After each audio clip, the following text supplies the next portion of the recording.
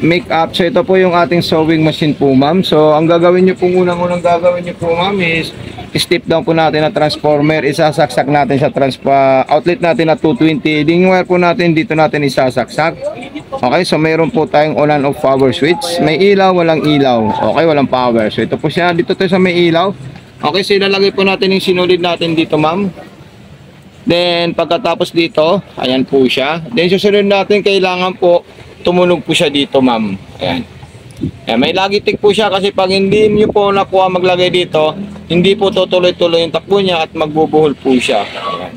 So i-PM niyo po ako sa Mato Sewing Machine Vlog, okay? So doon po tayo magko-contact para sa mga course and tutorial demo po.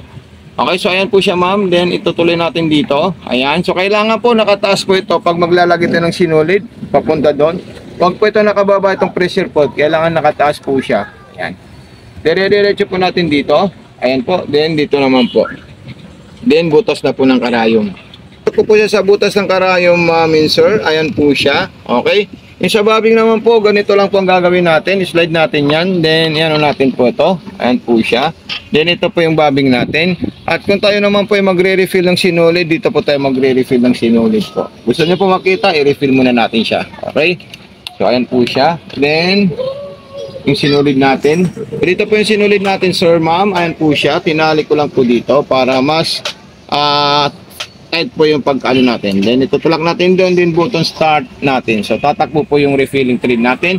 Then meron po tayong speed control dito pagong at saka hanggaro. Pag mabilis, ilagay natin siya sa hanggaro. Pag gusto nila po mabagal, tama-tama lang po dito sa medium, okay? So ayan po siya. Then stop natin siya, ma'am and sir. And then ilalagay natin dito. Then ito naman po siya. Ayan. Then ipapasok natin hanggang lumabas po doon sa may maliit na ano. Yan. Ganyan lang po siya, sir, ma'am. Okay. Then ipapasok natin sa mismong bobbing at siya po ay tutunog. Huwag niyo po ito hawakan. Dapat ganito po siya. Then tutunog po yan. Ayan. Then hawakan niyo po yung sinulid natin na kulay white nang galing sa karayom at ito-rotate natin itong pababa po siya. Huwag po papunta sa likod. So ayan po siya.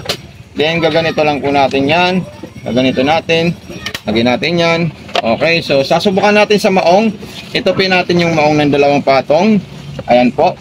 Then straight line, then distance. 4 po dapat ang ano natin. Or 40. So ayan po siya. Nagana po siya at natahi po siya ng maong. So sobrang mabilis po siya. So isagad nyo lang po siya sa medium speed. Then stop natin siya. Ayan. Then i-check natin yung ginawa po niya. So napaka-solid po siya at napakaganda po. Okay? Then isusunod naman po natin dyan kung tayo po ay magsisigsag. Pag magsisigsag po tayo, pipindutin po natin yan. Ayan. Okay? So ayan po yung ating sigsag, ma'am. Then sunod natin yung maliit na sigsag. Ayan. Okay? So napaka-solid po siya at napakaganda po yung performance ng ating sewing machine. Okay? Then sunod naman natin yung mga iba't ibang klaseng flowers para po makita nyo po siya na gumagana po lahat yung ating distance, spacing, embroidery, o borda, straight line, garterized at iba pang stitches, ma'am. Okay? So ayan na po siya yung distance natin or yung tahi natin, ma'am. Okay, napakaganda po siya. So ulitin natin, sir, ma'am, yung kanyang stitches design.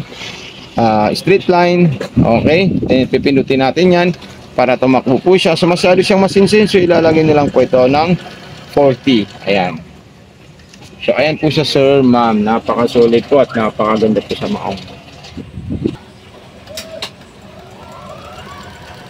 Ng button holder. So ito po yung gusto natin gawing button holder. So ayan, ibababa lang po natin ito. Then itutulak natin paabante. Ayan. Okay. Then iatras natin siya. Itutulak naman natin paatras. Ayan. Kasi ibubuhay niya po yung button holder natin. Okay. So itulak naman natin paabante. Then tulak naman po natin paatras. Ngayon kung gusto niyo po gawin yung ano niya, automatic niya, ilalagay niyo po yung attachment niya, ma'am and sir. Ayan. So ito po yung button holder na ginawa niya. Napaka-solid po siya. Pag ganyan na hindi po siya matanggal, so ikutin niyo po ito para mahila niyo po yung sinulid. So ayan po siya, sir, ma'am. Napaka-solid po siya at napakaganda. Okay, so huwag niyo po kalimutan mag-follow sa ating Facebook page, Mato Sewing Machine Vlog. Then i-upload po natin ito sa ating YouTube channel sa Mato Panumpang Vlog para ma-follow niyo po, sir.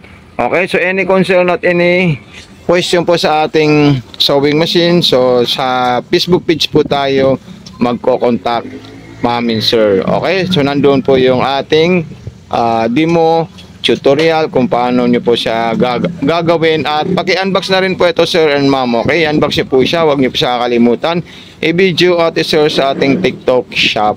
So, maraming salamat sir, ma'am. God bless and more power po.